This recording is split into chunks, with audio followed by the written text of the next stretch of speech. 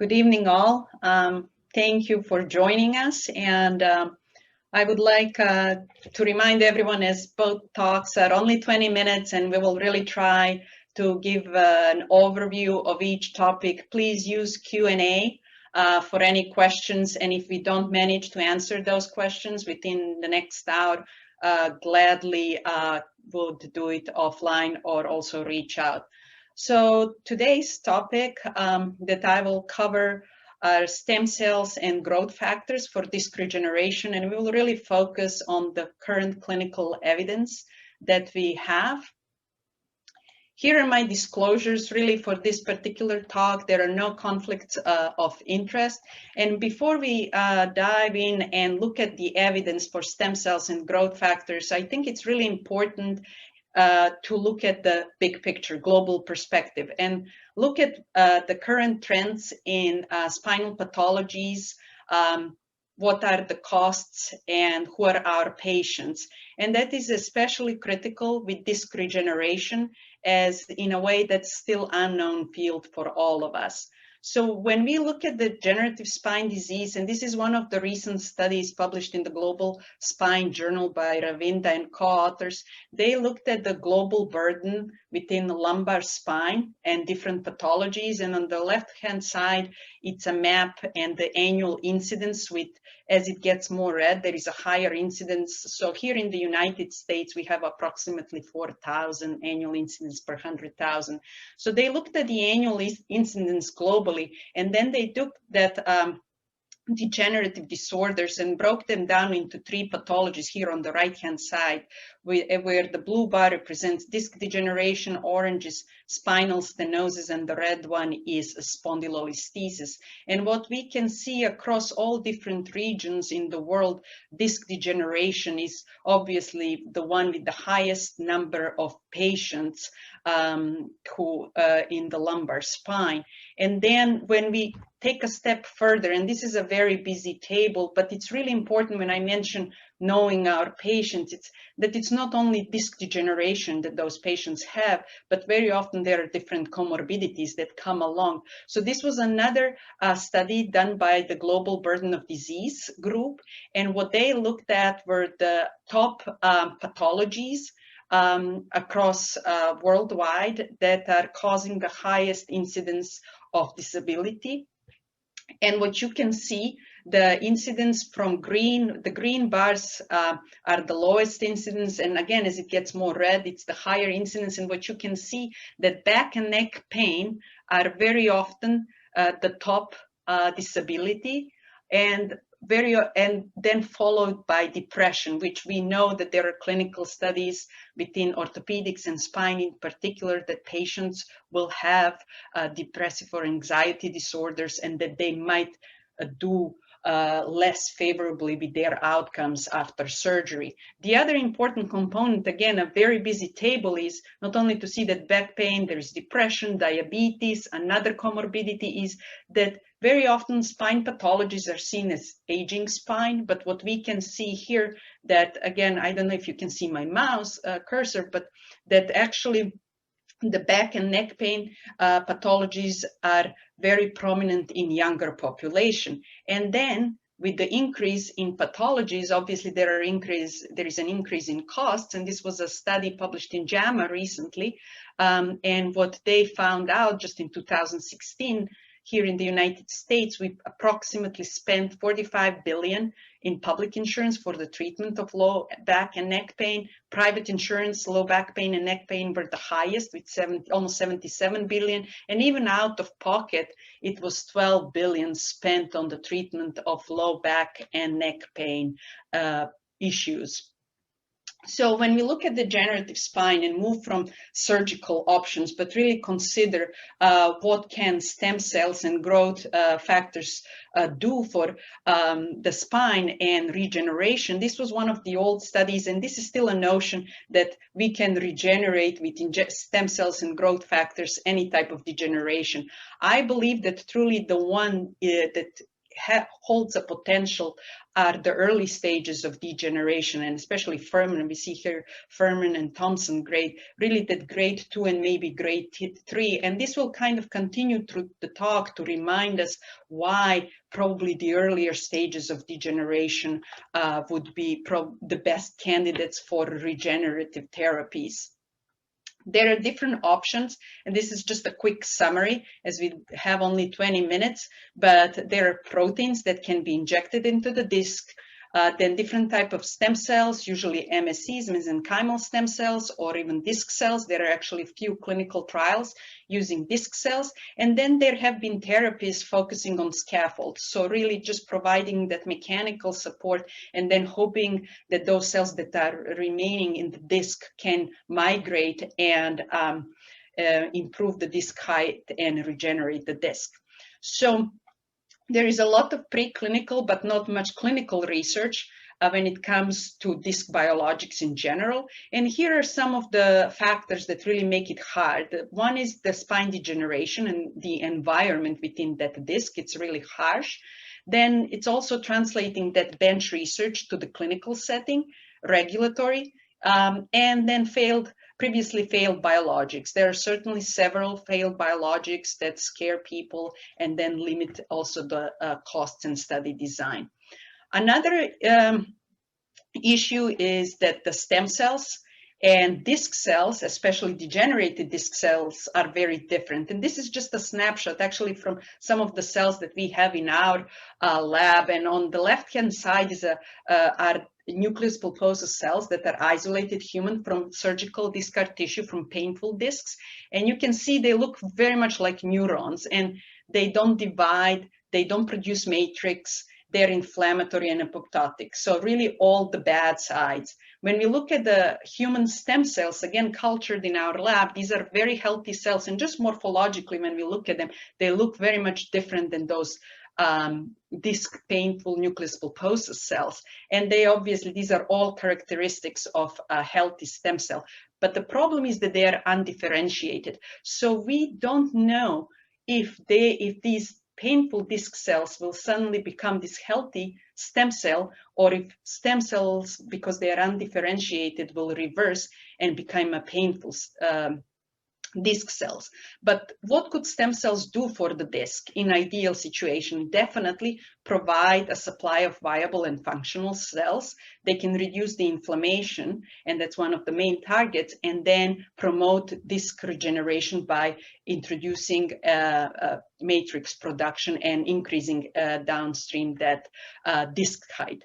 When it comes to what type of spine pathology, we looked briefly at the global outline.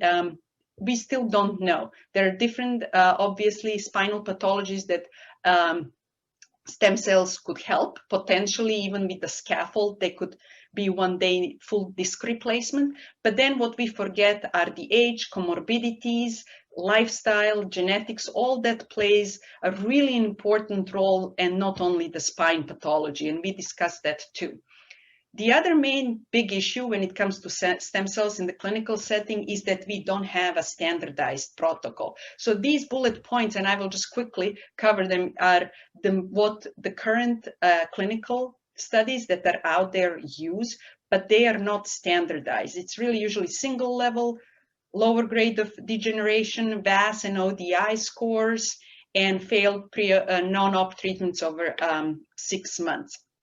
So when we look at that clinical evidence, we have to be really careful how that evidence is structured and presented. And this is just an example of one study where the group did a systematic review, and when they were asked what's known about the safety and efficacy, they stated that they identified intradiscal stem cell transplantation as a safe and effective way. So when I went in and really looked at that systematic review that the group conducted, that conclusion was made based on the 3 studies available, which certainly is a very low number of studies to have a strong recommendation. So what our group did we went and decided to look at all possible stem cell treatments for disc regeneration, and have conducted systematic review asking key questions on effectiveness of those stem cells, safety,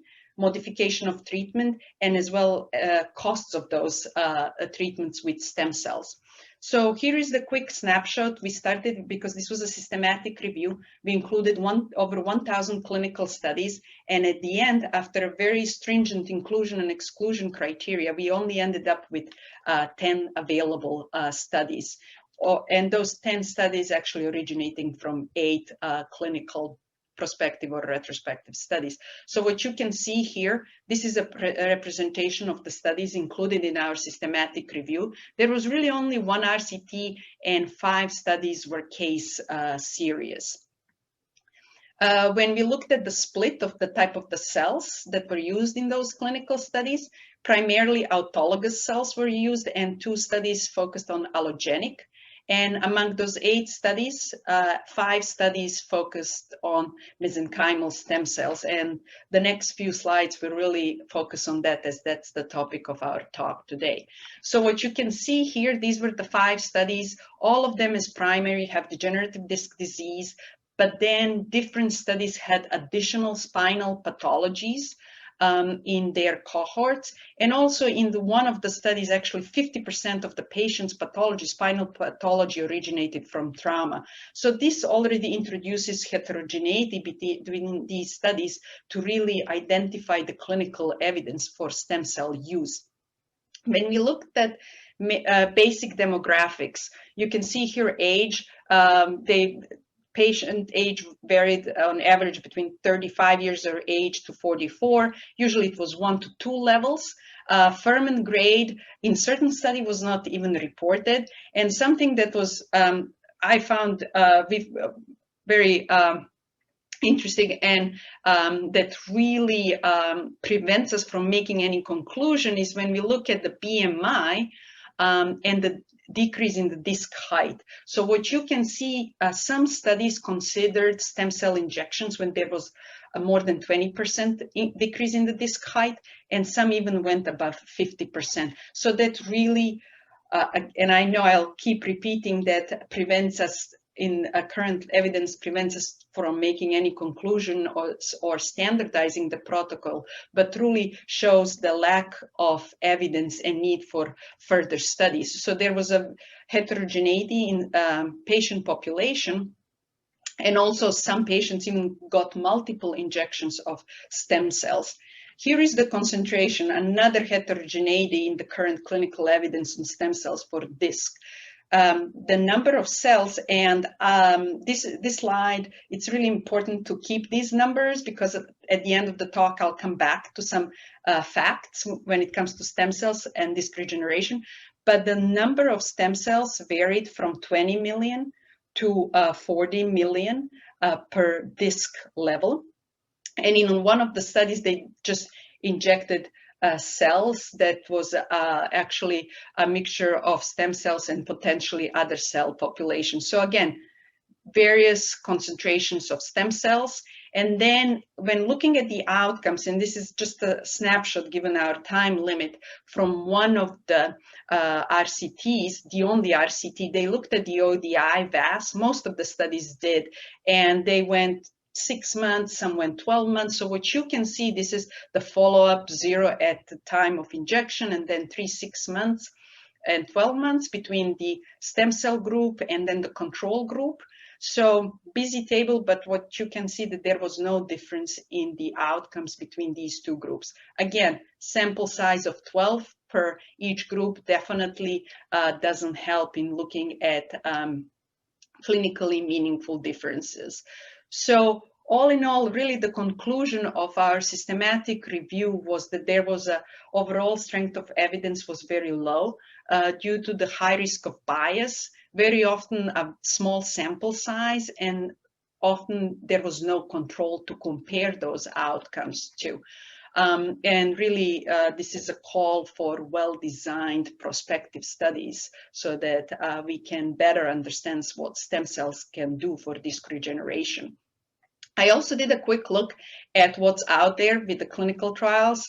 And currently there are 16 clinical trials nationally within the United States and internationally. All of them are really focusing on the lumbar spine. Disc degeneration or low back pain are primary pathologies within these clinical trials. And many of them have controls, which are saline or anesthetics, and sometimes hyaluronate, which is also can be a carrier. The other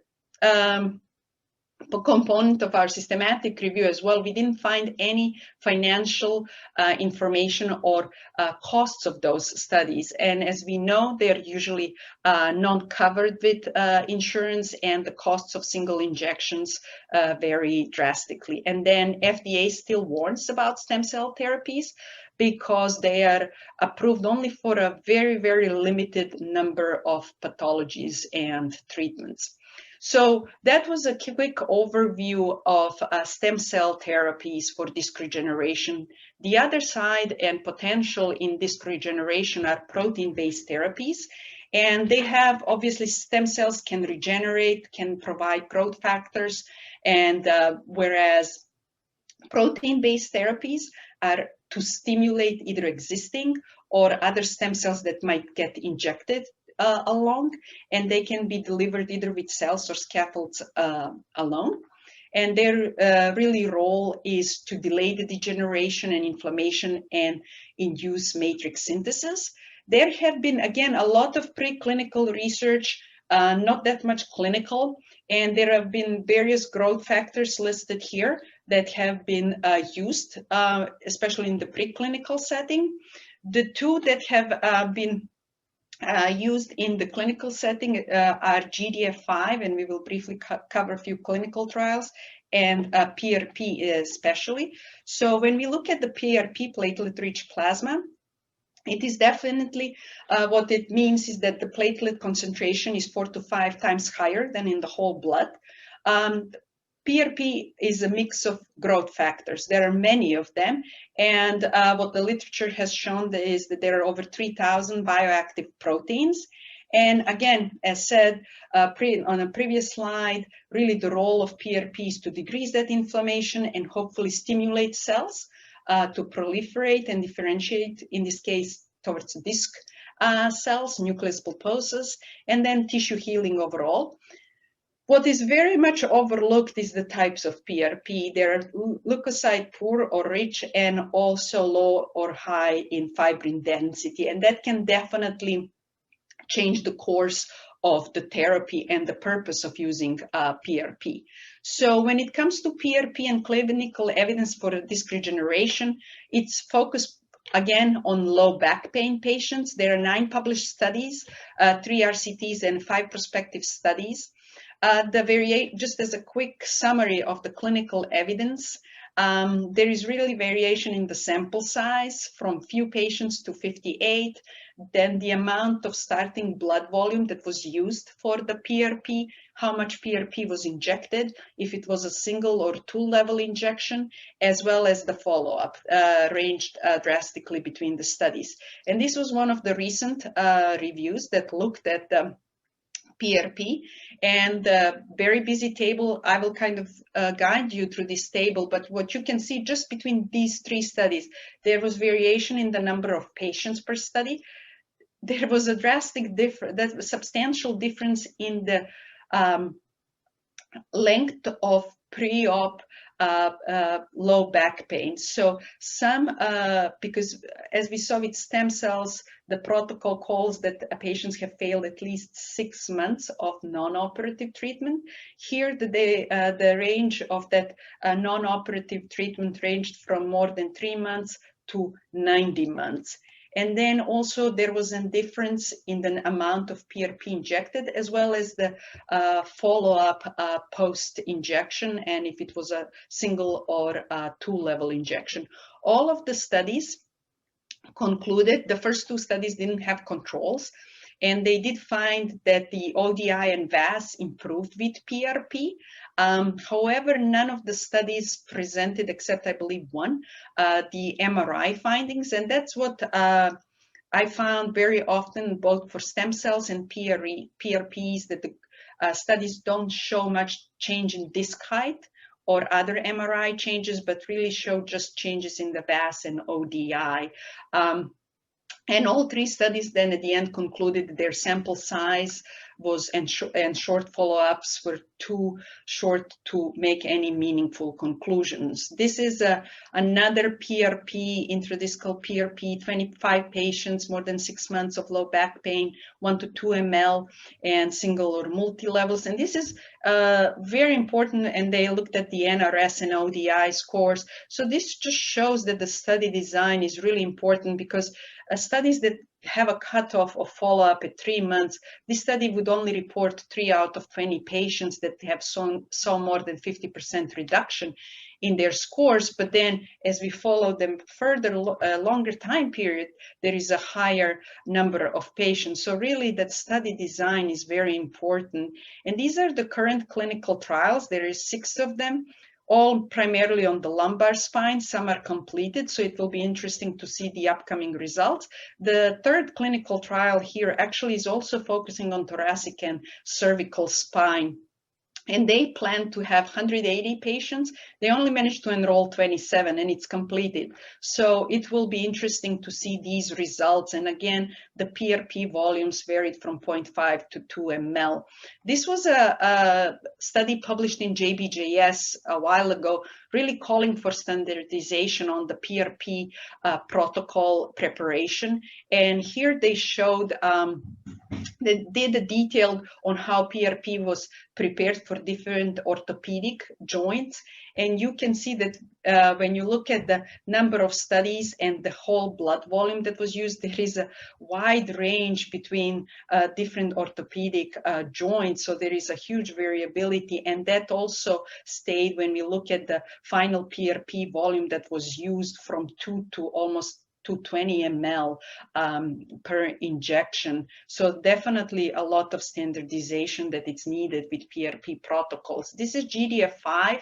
There were 4 clinical trials, all completed with, done by the Pew Spine, and with different concentrations for GDF5 and disc regeneration. So in conclusion, when we look at the stem cells and growth factors, definitely what the clinical evidence is showing, that there is a variability in the patient selection, cell numbers when it comes to cells, or protein concentration and volumes. Definitely promising data, but we need more clinical data, and all results count, even if there is no clinically meaningful difference between the groups or at different time points. And certainly stem cell and growth factors are not for all patients. And here are quick facts. So as I mentioned initially, a lot of studies are preclinical, and it's really hard to translate that into the clinical setting. Well, animal cells, what the research has shown, they have more cells, 20 to 30% more cells than human discs. Then the other challenge is that the healthy human disc supports 3 million of cells. And all the studies that our systematic review reported were injecting 25 to 40 million. So that is definitely 7 to 10, more than 10-fold difference. And what is really important to remember is that what the research has shown is that for stem cells, it would take several decades to just restore 25% of the disc tissue. So when we think about patient selection and what number of cells to inject, it's really important to keep these facts in mind to provide successful regenerative outcomes for those patients. And with that, I would like to thank you all for attending our symposium today.